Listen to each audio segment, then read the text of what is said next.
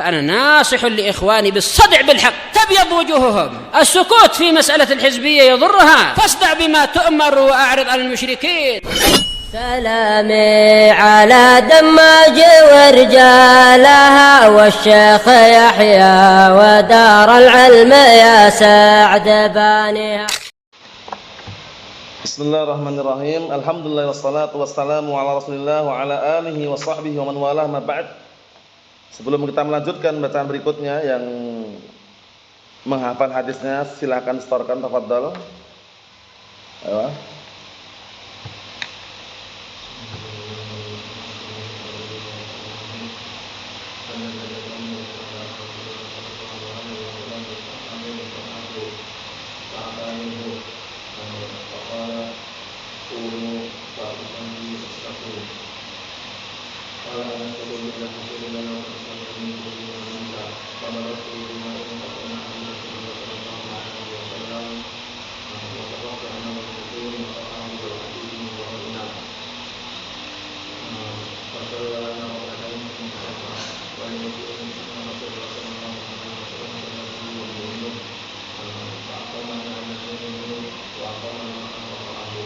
Alfana.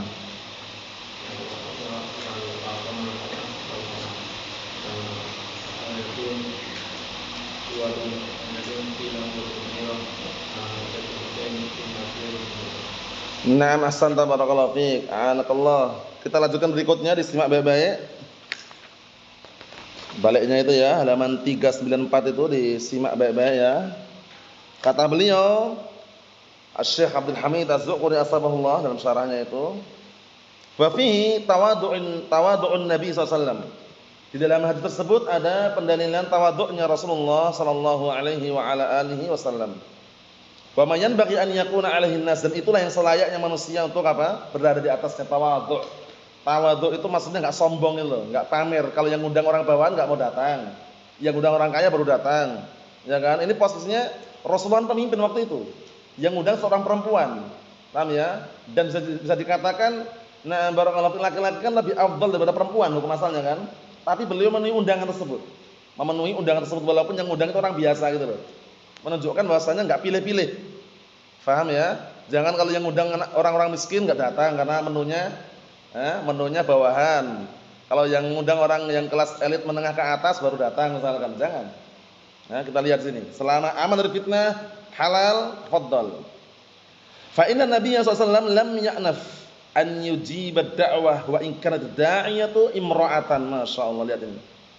Dikarenakan Rasulullah SAW tidak mengecualikan, ya'naf mengecualikan. Dikarenakan Rasulullah SAW tidak mengecualikan an yujiba da'wah untuk memenuhi undangan, dakwah itu undangan, wa in kanat da'iyatu imra'atan, walaupun yang undang seorang perempuan. Wa in kana 'ala ta'amin qalil, walaupun barakallahu diundang di atas makanan sedikit, menunya walaupun sedikit, sederhana, beliau datang. Jadi jangan sampai antum atau kita kalau yang undang itu orang bawahan, cuman menu Indomie sama telur enggak datang. Ya, kalau yang undang orang kelas elit menengah ke atas baru datang, jangan.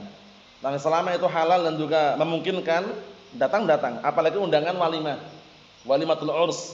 Karena undangan walimatul urs apa hukumnya? Mendatanginya wajib. Idza du'iya ahadukum ilal walimah, falyatiha. Apabila salah seorang di antara kalian diundang walimahan, datangilah. Itu walimatul urs lah ya. Beda dengan walimatul khitan. Misalkan anaknya sunatan, ya, anaknya lagi sunat, kemudian keluarganya senang bikin makanan, ya kan? Ngundang tetangganya misalkan, boleh itu yang boleh. Cuman mendatanginya tidak wajib. Paham ya? Nah, namanya walimatul khitan.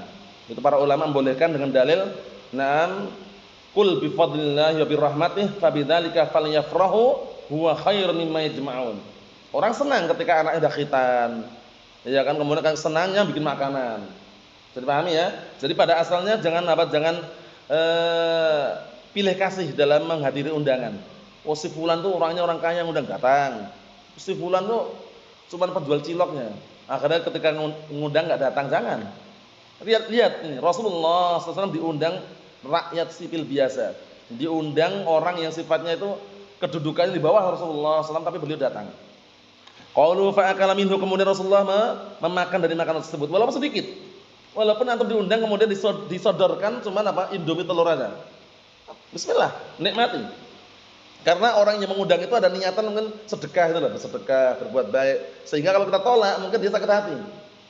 Biasanya gitu kan. Wah, ana ada rezeki sedikit lah, bikin makanan itu. Walaupun ala kadarnya sedikit. Ngundang. Nah, orang yang diundang enggak mau makan. Itu seakan-akan kan ada menyepelekan kemudian merendahkan. Nah, itu yang dikhawatirkan. Oleh karena itu diterima apa adanya. Wa fi ikramul mudhif bi akl min ta'amis sahih. Di dalam hadis ini ada pendalilan memuliakan orang yang mudhif, orang yang menjamu dengan makanan dari makanan tersebut. Jadi misalkan antum bertamu dikasih jamuan. Cara muliakan bagaimana? Ya disantap itu jamuan tadi. Dimakan. Jangan wah, kok cuma cilok sih? Jangan gitu. Paham ya? Kalau enggak mau makan, ya ada faktor yang lain mungkin sakit enggak masalah lah, kasih uzur. Tapi kalau pilih-pilih, wah cuma cilok enggak mau makan misalkan, wah cuma pisang enggak mau makan misalkan, jangan. Termasuk muliakan orang yang menjamu dengan suatu makanan, dia makanannya walaupun sedikit. Walaupun satu cilok nyicip lah, bismillah. Masya Allah empuk sekali ya. Walaupun dagingnya sedikit tapi empuk misalkan. Maksudnya memberikan apa? Senang atau bahagia orang yang menjamu. Walaupun sedikit, bisa dipahami ya. Nah, kita lihat sini, wa isy'aruhu bil uns min da'wati hawa, dan juga memberikan kesan apa? Nah, barakallahu fiik, memberikan kesan dengan menghargai dari undangan tadi itu. Ya kan? Menghargai, wah teman-teman sedikit ternyata dimakan juga. Menghargai. Paham ya? Wa adamu aibit ta'am, dan tidak mencacat atau mencaci maki makanan. Wah, cuman cilok aja kok. Undang jauh-jauh cuman cilok menunya. Misalkan jangan. Paham ya? Nah, kana Nabiyyu sallallahu alaihi wasallam ma'aban Nabiyyu sallallahu alaihi wasallam ta'aman qat. Rasulullah sallallahu alaihi wasallam itu enggak pernah mencaci maki makanan sama sekali. Inistahahu akalahu wa in karihahu tarakah. Jika beliau ingin dan senang makan. Jika beliau enggak suka, tinggalkan. Jadi enggak mencaci maki. Ini penting juga ya, apalagi antum misalkan suatu ketika sudah berkeluarga, suami istri. Istri awal-awal itu masak biasanya kalau dari pesantren-pesantren yang enggak pernah sekolah-sekolah, dari pondok pesantren itu biasanya masak enggak terlalu pinter. Ini terbukti loh ya. Nah, kecuali yang memang pandai masak. Nah, cara menghargainya bagaimana? Cara menghargainya sudah banyak garamnya, kemudian pedes misalkan. Jangan dicaci maki makanan. Enggak mau ya enggak usah dimakan, selesai. Wah, banyak sekali garamnya ini. Wah, kayak pabrik garam aja. Nah, itu enggak bagus. Paham ya? Minimalnya barakallahu fiik, antum enggak makan enggak masalah, tapi jangan mencaci maki. Walaupun taruhlah ketika merasakan pedes sekali atau asin banget, daripada dia tersinggung, si perempuan tadi atau istrinya ini, Masya Allah ya, sedap-sedap hangat misalkan, itu kan ada sindiran yang sifatnya itu enggak menyakiti gitu loh. Jangan menjatuhkan martabat dia sebagai seorang istri ketika masak makanan. Wajar. Kadang makanan itu kadang kurang garam, itu wajar. Paham ya? Tapi dengan caci maki jangan. Lihat teladannya siapa Rasulullah SAW, beliau ketika mau makan, ketika mau tinggalkan. Paham ya? Nah, seperti itu. Jadi dengan cara yang terbaik lah intinya. Jangan mencaci maki makanan. Dan ini juga penting juga kalau antum misalkan dapat makanan kira-kira enggak mau dan orang lain mau, jangan yang enggak mau ini atau buang. Kasihkan orang lain yang mau. Karena kalau dibuang itu berarti nanti menyia-nyiakan makanan. Paham ya? Nah, dikasih apem katanya mau, ternyata dibuang apemnya. Apaan ya? Nah, barakallahu fiik. Kalau enggak mau kasihkan yang mau. Nah, jangan dibuang kemudian kulit semut gitu kan. Itu contoh aja, itu kurang tepat. Karena tidak semua orang itu enggak suka apem. Paham ya? Ada yang suka apem dan bahkan mungkin itu sebagai makanan favorit misalkan ya. Kasihkan yang mau deh, jangan dibuang kemudian disia-siakan kulit semut misalkan. Contoh aja itu. Contoh aja, maksudnya barakallahu fiik, makanan itu jangan disia-siakan, selama masih ada yang bisa mengkonsumsi, kasihkan yang lain. Yang siap untuk mengkonsumsi makanan tersebut. Qauluhu, kita lihat sini. Tsumma qala, kemudian beliau mengatakan, "Qumu fa usalli lakum." Beliau mengatakan, "Berdirilah kalian, aku akan salat menjadi imam untuk kalian." Nah, ini syahidnya. Posisinya ada ibunya Anas bin Malik, ada satu orang yatim, ya kan? Nah, letak posisinya yang keliru, makmum walaupun dua orang tetap di belakang imam. Itu pendapat yang kuat. Terus perempuan tadi satu orang di mana? Di belakangnya lagi. Walaupun ibunya sendiri. Lah kalau berjamaah di rumah, hujan deras misalkan di rumah, hanya dia dan ibunya. Gimana Bang? Softnya bikin rapat, rata gitu atau bagaimana Bang? Tetap di belakang ibunya. Bisa dipahami ya? Nah, atau contohnya barakallahu fiik, anaknya dengan ibunya, anak masih kecil anaknya, tapi ya pahamlah dia tajwid dikit-dikit pahamlah, baca qiraah pahamlah. Nah, ketika hujan deras dia sholat di rumah, hukum asalnya tetap yang jadi imam ya anaknya tadi. Jangan ibu jadi imam. Tapi kalau anaknya belum paham masih ikut-ikutan yang enggak masalah lah, namanya anak kecil kan. Kalau udah paham yang jadi imam tetap anaknya laki-laki tadi ya. Seperti itu. Kita lihat di sini, fi jawazun nafilah fil bait, sahih, bahkan ini afdal. Di dalam hadis ini adalah ada pendalilan bolehnya salat sunnah di rumah, bahkan yang afdal kalau memungkinkan. Sebagaimana perkataan Nabi kita Muhammad sallallahu alaihi wa ala alihi wasallam, afdalus salatil mar'i fi baitihi illa al-maktubah. Itu dalilnya. Afdalus salatil mar'i fi baitihi illa al-maktubah. Sebaik-baik salat seseorang itu di rumahnya, kecuali salat wajib. Salat nafilah salat wajib atau bukan? Salat nafilah salat wajib atau bukan? Bukan, sehingga afdalnya di rumah kalau memungkinkan. Misalkan rumah itu dekat, misalkan salat sunah di rumah dulu baru ke masjid misalkan. Paham ya? Seperti itu. Tapi kalau jauh daripada terlambat salat wajibnya ya enggak masalah salat sunah di masjid. Cuman hukum asalnya yang afdal salat sunah di mana? Di rumah. Nah, wa jawazul jamaah fin nafilah ini. Dan diperbolehkan salat berjamaah dalam salat sunnah. Tapi ini para ulama menjelaskan tidak boleh sering-sering. Paham ya? Di momen-momen tertentu saja.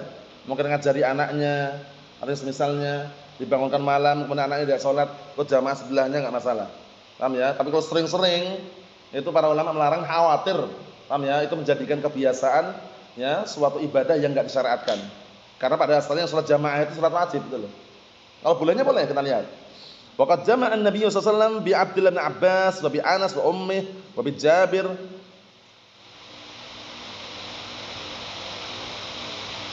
Wajabarnya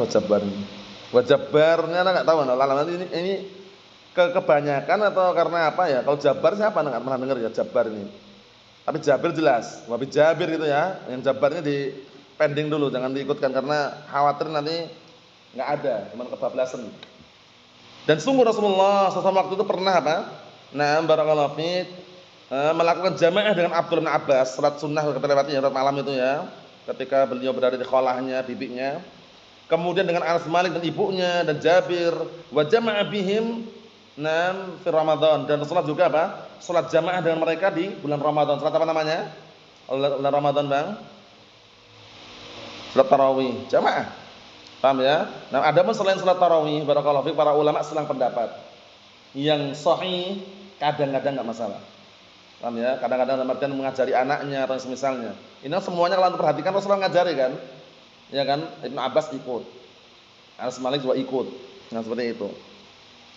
Qala Anas bin Malik wa qumtu ila hasirin lana qad iswadda min tulil malubis, masyaallah, lihat ini. Kemudian Anas bin Malik mengatakan, kemudian aku pun berdiri. Nah, barakallahu fiik, berdiri di atas tikar milik kami yang sudah mulai menghitam karena apa? Lamanya pemakaian. Perhatikan, li'idadil makan as-salah, karena beliau berdiri itu menyiapkan tempat salat.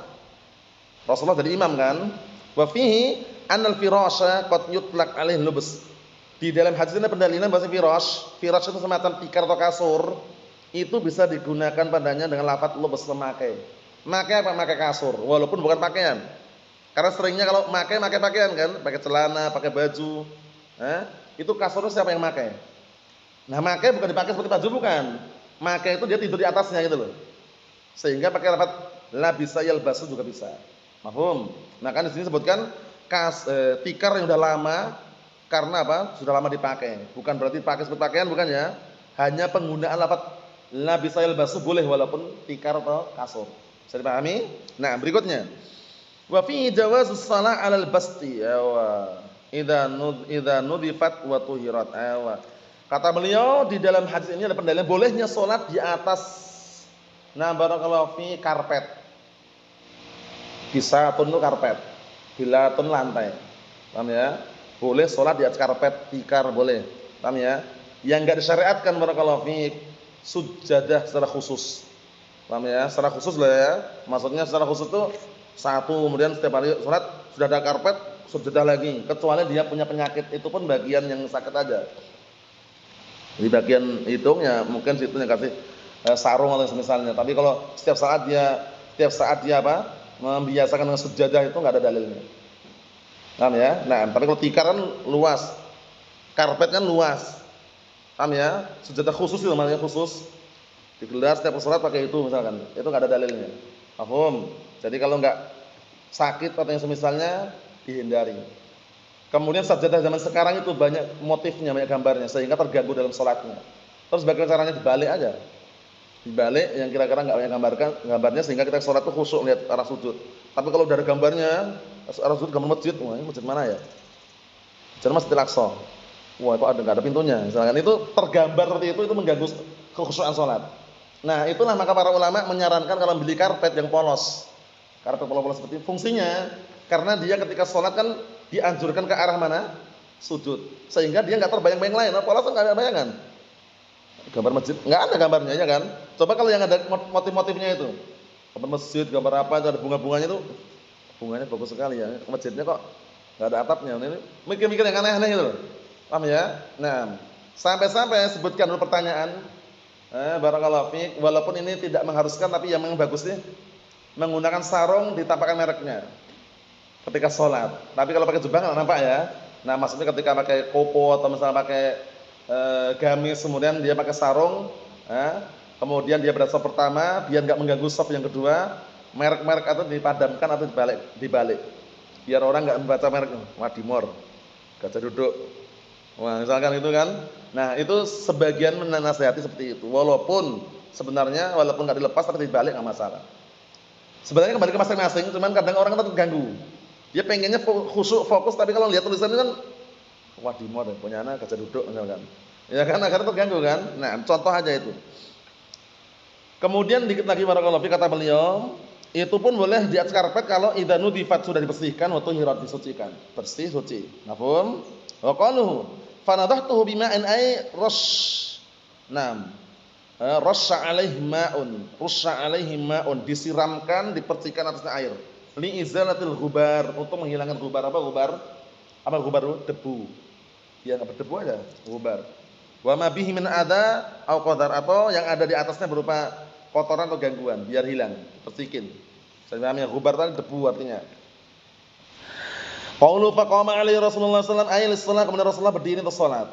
Qaulu fa safaftu ana wal yatim wara'ahu, kemudian aku bikin saf, aku dan orang yatim dan anak yatim di belakangnya. Maksudnya Anas Malik dan anak yatim di belakang Rasulullah sallallahu alaihi wasallam. Saffu saffan khalfan Nabi sallallahu alaihi wasallam. Membikin saf dengan satu saf barisan di belakang Rasulullah sallallahu alaihi wasallam, itu maksudnya. Paham ya? Nah, barakallahu fiik, seperti itu. Kita ambil yang terakhir, fihi an-tifla idza kana mumayyizan yasluh an yakuna ma'a ghairihi saffan. Penting ini bahwasanya anak-anak kecil kalau sudah mumayyiz itu diperbolehkan dia bersama dia di shaf. Paham ya? Mumayyiz itu apa sih mumayyiz itu? Mumayyiz itu maksudnya itu sudah bisa menilai. Wah, ini cantik, ganteng, panas, dingin, baik, buruk. Itu mumayyiz. Belum dewasa tapi. Belum dewasa. Paham ya? Antum umur berapa antum?